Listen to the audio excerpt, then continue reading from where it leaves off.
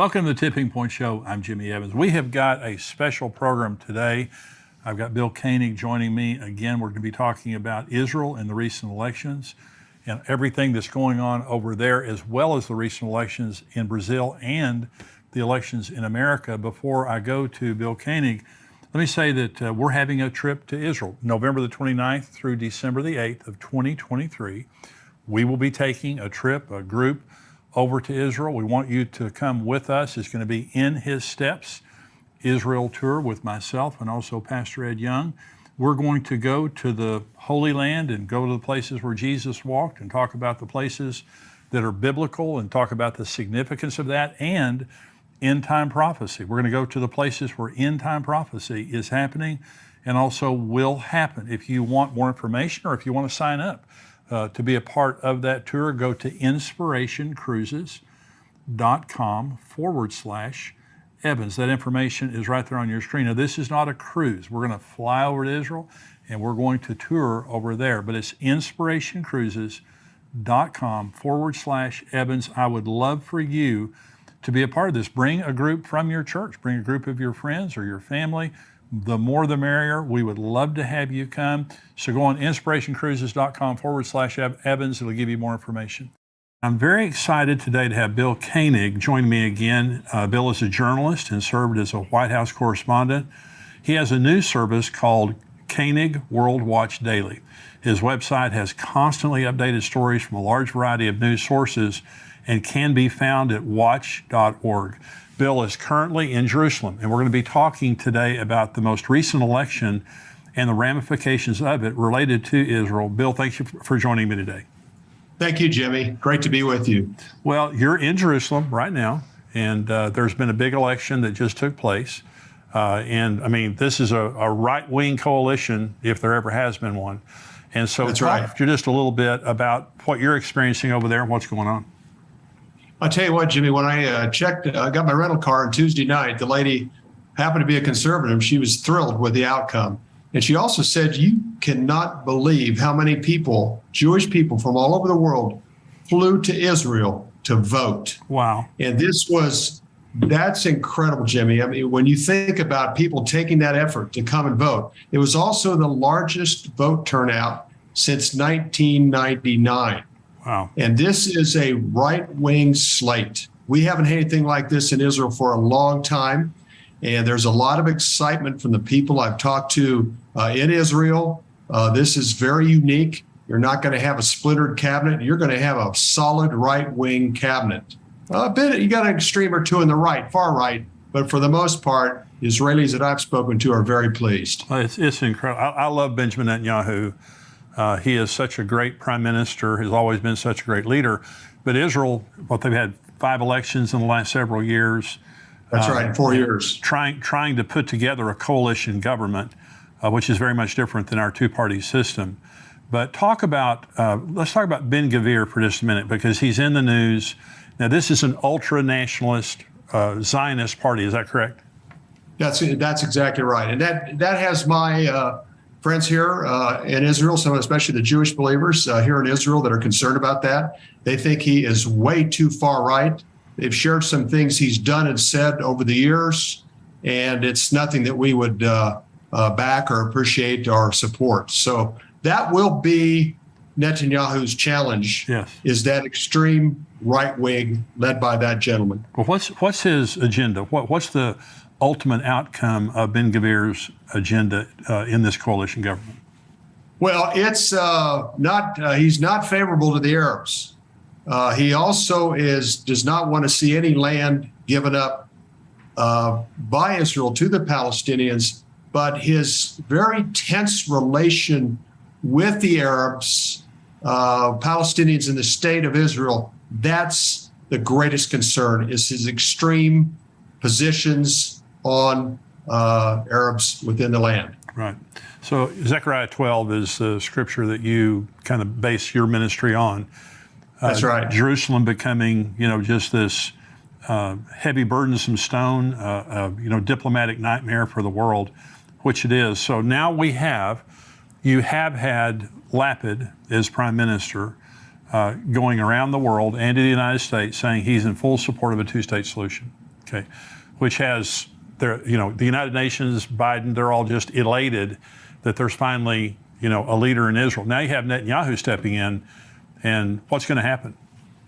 Well, I tell you what, what's really interesting, Jimmy, is Lapid's comments on September 21st at the UN as an Israeli interim prime minister, fully supporting the two-state plan, pressured by Biden, was a great talking point and election point, which had a significant reason why the right wing of Israel, the voter turnout was at the level it was because of those statements that he made at the UN. So he is not very popular in Israel. You would say that. Obviously, they got voted out. So, yeah, they got voted out, and he's popular in his left-wing base, but he overstretched things. He was influenced by the Biden administration, went right along with it, and that was probably the worst thing he could have ever possibly done. Biden's already been on the phone to Netanyahu. They had an 8-minute conversation, and in essence, Biden said, let's make history together. Well, we know what that means, leading to a two-state plan and a peace deal. What's going on diplomatically right now? Because I know that there's been Blinken and all the different diplomats over there. Are they trying? In what ways are they trying to pressure Netanyahu, or will they be pressuring Netanyahu to make a deal? And what do you see? Now, we know the end of the Bible. We know what's going to happen ultimately to Jerusalem. Do you think Netanyahu is going to play an important role, basically, in withstanding the world community and them trying to divide Jerusalem? Well, that's going to be very interesting. And people that I network with here and people that we do behind the scenes activity with, we're hopeful that Benjamin Netanyahu will stand as strong now as he ever has. He basically had his first government collapse after the White Plantation Agreement in 1998. And then he had his second government collapse right after the delivery of President Trump's Peace to Prosperity plan on January 28, 2020, and his signing at the White House of the Abraham Accords on September 15, 2020. And then that led to his government collapse. So this is basically his third chance. What's interesting is the previous other two times when he went along with the plan, the Clinton efforts and the Trump efforts, it literally cost his government. Yeah. And here he is, Jimmy, once again in a very key, important position. And we just pray that he'll stand for the covenant land of Israel as he's never have before and be blessed for it, according to Genesis 12:3. That's right. So the Trump deal, the deal of the century, essentially gave the West Bank to the Palestinians. Is that correct? Yeah. In that plan, with his map, between 70 and 80% of the land would be set aside for the Palestinian state. In other words, they continued the Palestinian state narrative. Whether they would have accepted all the terms or not, the Trump Peace to Prosperity plan continued the narrative of a two-state plan with a Palestinian state within within Judea and Samaria and East Jerusalem. Right. So that was the problem, and the Israeli people reacted against him, because I read a poll last week that says 70% of the Israeli people are against a two-state solution. That's right. And it's interesting. The lady that checked me in at the airport, she said, "We've given it a try. We've given the two-state plan a try." I mean, this is the rental car lady at the Ben Gurion Airport. She says, "We've given it a try. It hasn't worked. It's time to move on." And that was a conservative voter. When the United Nations partitioned Palestine back in 1947, the Jews went along with it, and when they declared their independence, the next day, the Arab world declared war on them, tried to wipe them off the face of the map. And so that's right, 5 Arab countries. And that's when they took all that land, the Sinai and all the other land, the West Bank and all that land that they didn't have, in response to being attacked. And so since then, there's just been this back and forth. So the maritime agreement that was just made with Lebanon, that seemed a little bit freakish from my perspective, because basically, the Lapid government gave them there was no negotiation, really. They asked for this land in the ocean where there was the gas interest out there, or Hezbollah was going to start firing rockets at the Israeli natural gas operations. What is the sense that you have being in Israel right now? Again, they're giving up land for peace. That's what it is. Well, that's going to be interesting, primarily because former ambassador to Israel, David Friedman, Trump's ambassador, he came out strongly in opposition of it, which is uncharacteristic for a previous ambassador to do that. Also, Benjamin Netanyahu and other members of his Lucado party also said this is a terrible deal. And then on the flip side, Hezbollah through Nasrallah threatened to attack Israel if they didn't go along with the plan the United States brokered. Right. So I think that speaks for itself, Jimmy, on just how bad a deal it is. Yeah, it's terrible. But on your previous visit here on the show, we talked about your book, Eye to Eye, which I hope everyone gets and reads, because you document, 124 specific instances where the United States government pressured Israel to give up land, and the natural catastrophes that have happened here, and most recently, Hurricane Ian. That's right. In direct response to us pressuring Israel to give up more land. And that's exactly right. Hurricane Fiona and also Hurricane Ian were directly happening, started and they were happening at the time that Biden was at the UN, Lapid was at the UN, and Trudeau from Canada also complemented Lapid's two-state plan. So yes, it totally bookmarked the effort by the United States, Israel, and the Canadians to accept a two-state plan at the same time of Fiona and Ian. Well, this is being recorded on November the 8th. This is election day here in the United States, and we're praying for, God to move. We desperately need a move of God politically and spiritually in America, because these are dark, dark days to say the least. But in Israel, whatever America does obviously has a big bearing on what happens in Israel. And so Netanyahu now is stepping into, first of all, a coalition government where he has extremists that he's in bed with politically, that he has to deal with that. The other thing that he has to deal with is the pressure from the United States and the United Nations on him to accept this two-state solution, which, like you, I don't believe he will. And the times he's made that attempt before, it cost him his job. But also, let's talk for just a minute about the Gog and Magog issue, because Iran is a major issue. They're in Syria. I think that Israel's bombing them just about every day. Russia's there, Turkey's there, Syria's there. What do you see happening related to the Gog and Magog coalition? Is it a big deal? Is it a deal at all? It's coming together quickly, Jimmy. Matter of fact, about an hour ago, I met a pastor from the Caucasian Mountain area, and he said through his news sources is that Russia and Iran are working on an agreement to cooperate even more militarily. He was very, very concerned about that, because that's likely part of the Gog-Magog coalition of Ezekiel 38 and 39, the Caucasian Mountain area.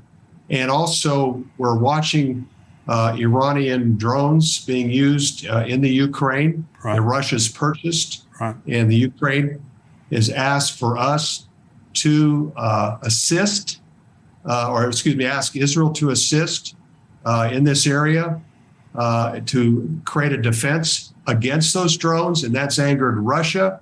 And there's a possibility very soon that the pretty much ability for Israel to go into Syria or Lebanon at any time to take out Iranian weapons could be coming to a close. So I read an article about how Netanyahu, it's believed that he will bomb Iran if there's not a diplomatic solution found to stop their nuclear aggression. I don't believe there's a chance on earth that they're going to stop their efforts to get a nuclear weapon if they already don't have one. But he has the resolve to bomb them. And one of the things that I have, and this is just my personal opinion, but when Ezekiel says that God's going to put a hook in their jaw and drag them down, that's an animal hook that you use to drag an animal around with. And it's, in other words, they're not going to make the choice. He's going to make it for them. He's going to do something so provocative that they're going to just, immediately respond. And my personal opinion is that if Israel bombed Iran, and this is a very real possibility in the next months or couple of years. 10 years ago, we were talking about Iran's nuclear plans, but today we're talking about a reality that they are either there or almost there to having enough enriched uranium and a delivery mechanism to strike Israel. And so is that being talked about, the potential of Israel bombing Iran? Yes, absolutely. What's interesting in the polls here, 75% of Israelis would prefer a Netanyahu in government at the time of a conflict with Iran. Wow. I think that's another reason he did so well, Jimmy, is because he's strong enough, committed enough, and well aware of the threat of Iran. The reason he hadn't previously is probably because he's had some defense ministers that have opposed that. It is getting closer for sure. The relationship, it's so ironic that the situation in the Ukraine has created tension between Russia and Israel at a level that we've never known. Right. One other, Mordecai Kadar, he's one of the top intel experts in Tel Aviv, said a few months ago, he said the benefit of having Netanyahu in office, he could always pick up the phone, call Putin immediately and get right through to him, or get on a plane and go and meet with him in Moscow, where Bennett and Lapid didn't have that benefit. Right. So interesting players. I think we're definitely getting closer to that happening. I had a discussion with another friend of mine today on that who covers this very closely, Chris Mitchell with CBN News. And we know we're close, Jimmy. We're waiting for a catalyst or that hook that you said in the jaw. It could happen overnight or it could be a little bit later, but we are certainly quickly moving in that direction. The question is how quick. Well, everything, all the pieces are coming together.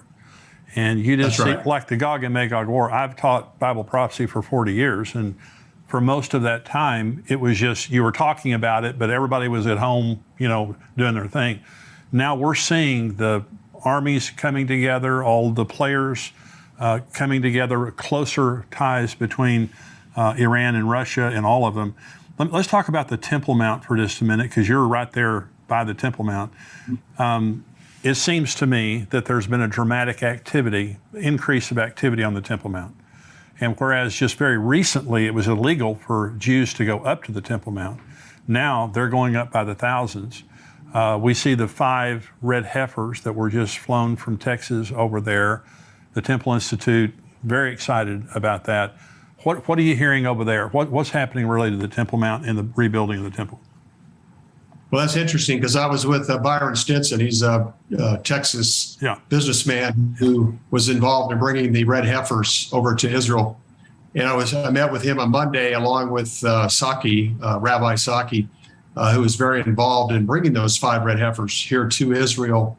There's obviously, this is, as Hal Lindsey would say, this is the most viable 34 acres on the planet, the most contentious. Yeah. It's going to be interesting to see what happens. I think that under Lapid and Benefit, there was a little bit better cooperation between Israel and the Palestinians. It'll be interesting, but there's talk, about the eventual third temple. And what's interesting is about 20% of the Jews in the world are Orthodox. That would be more prone to be interested in the third temple, where 80% Reform and Conservative are not. Right. So for those of us that are watchmen, this could be very significant. All they need is the ashes of one pure red heifer. There's been a few candidates over the last 20 years, but we're at a point right now, we could be getting close in a year and a half, 2 years, when that would be the point of preparing the ashes. Just all it takes is one. Right now there's 5 here in Israel. So that's going to be interesting to follow from this point forward, especially with this new government. Well, I talked on my last program about they've actually practiced. First of all, they had 600 Levites practicing the Levitical singing, and then they practiced burning a heifer see how to do it and how much ash they would get from it and all that kind of stuff. So just a lot of stuff is happening that hasn't happened before. There are things happening that haven't happened for 2,000 years, so it's very exciting. So you were just in Brazil on your way to Israel.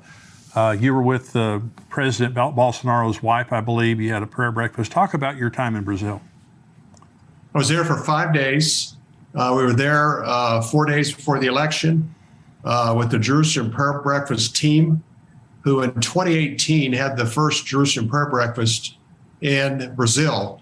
At that time, Bolsonaro was very low in the polls, and supernaturally, he's a great supporter of Israel, a great lover of Israel, was baptized in Israel in May 2016, spent time at the garden too. A friend of mine basically showed them around. He is a solid Christian, but who's really an incredible Christian woman is Mrs. Bolsonaro. She loves Jesus. She loves Israel. Even when she went to vote, she had a T-shirt on with a Star of David on it and said, "God bless Brazil. God bless Israel." Isn't that great? It was remarkable to see. And, there was concern about the election and election integrity. That will be debated here in the next week or two. But Bolsonaro is incredibly popular. What's interesting about the vote pattern there, it was very similar to what happened in the United States in 2020, when President Trump did so well with the down ballot in the House and Senate, gained House and Senate seats, but he didn't become president. Same thing with Bolsonaro. He was successful throughout the country. He did really well in Rio de Janeiro and Sao Paulo, areas that typically the leftists do better. He is a very popular president. It's been a devastating, at this point, defeat. A lot of protest on the streets, a very strong Christian base in Brazil, very passionate people, great supporters of Israel. So we were with Mrs. Bolsonaro the day after the election, prayed with her, continue to pray for her. The great thing about it, this prayer breakfast opens some serious doors in Brazil as well as Italy in October, when the new president or prime minister, the new president of Italy was also a speaker at the Jerusalem Prayer Breakfast Rome. So wanted to throw that in, but there's great favor for Israel in Brazil, and we continue to pray for a positive outcome of this recent election. So was there a concern about the manipulation of the election electronically, the same as there was here in 2020? Correct. The equipment there is used. It's a Smartmatic equipment.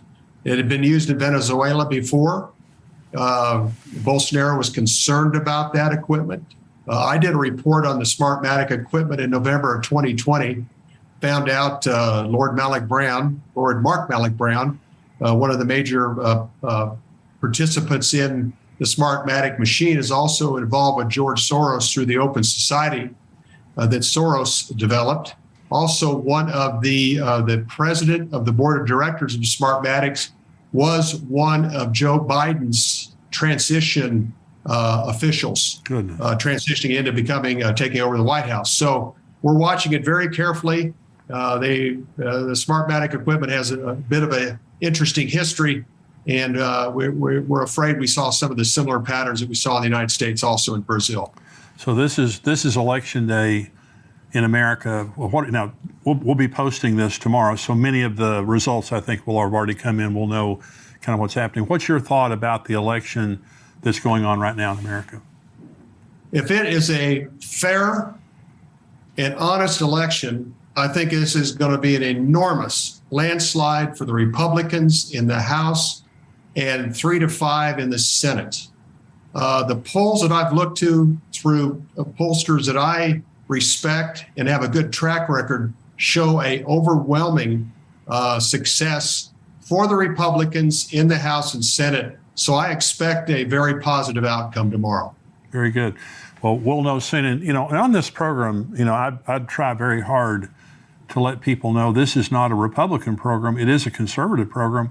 But the issue on the ballot is you're talking not just about Republican, Democrat, you're talking about abortion and pro-life. You're talking about the woke agenda and the anti-woke agenda, the rights of parents. And literally, in many cases on the left, they want to take the rights away from parents and let the teachers and the administration decide what 5-year-olds and 6-year-olds are basically taught pornography and gender reassignment and all those things. So this really is not with every single race, but in many races, it really is a battle between light and darkness and the future. It is. Absolutely.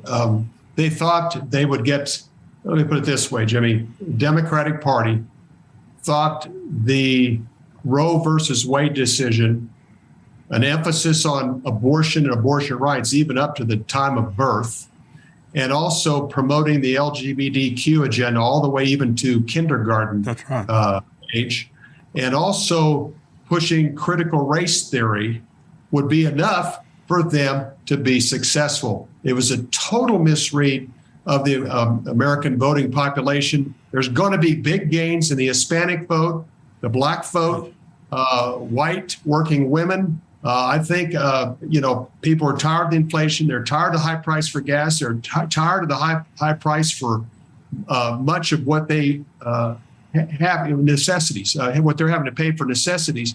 And I think Senator Tim Scott put it best a couple weeks ago in an event with Hannity, that the majority in the Senate and the House has cost the United States taxpayers an additional $4 trillion in debt. Wow. And that is onerous and going to have a great impact, not only in this generation, but future generations. Well, this has brought people together like no election I've ever seen. If there's anything good that's come out of the last 2 years, and when you see parents standing up and going to school board meetings and all those kinds of things, and just this defund the police movement and the trying to basically dismantle our criminal justice system, it's caused a lot of good people to stand up, and that's what we're going to need in America. Any other thoughts that you have, Bill? Yeah, I think great point. I think the independents looks like through the polls are overwhelmingly going to vote conservative, vote Republican. I think we're even going to see Democratic crossover. There's a lot of people in the Democratic Party concerned about the future of America. And I think as well as the groups that I mentioned, Hispanic, Blacks, white working mothers, I think we're going to see a tremendous move to a more serious administration. And I also think also great for Israel, Jimmy, because the Republican Party is without a doubt the best friend that Israel has in Congress. Absolutely.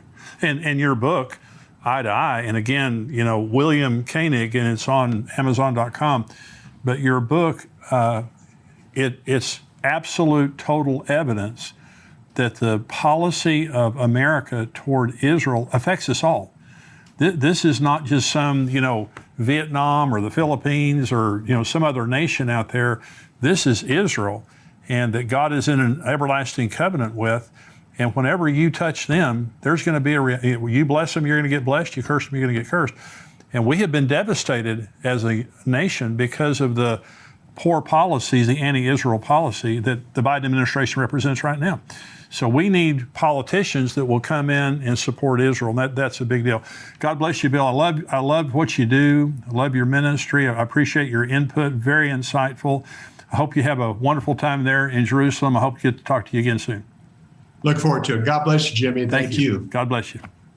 We're going to go now to the subscriber-only portion of our program. If you're not a subscriber to endtimes.com, go to endtimes.com, $7 a month. $77 a year, you get the entire Tipping Point podcast right now, plus videos and articles that come out all week long, plus access to our archives, and there's a 7-day free trial.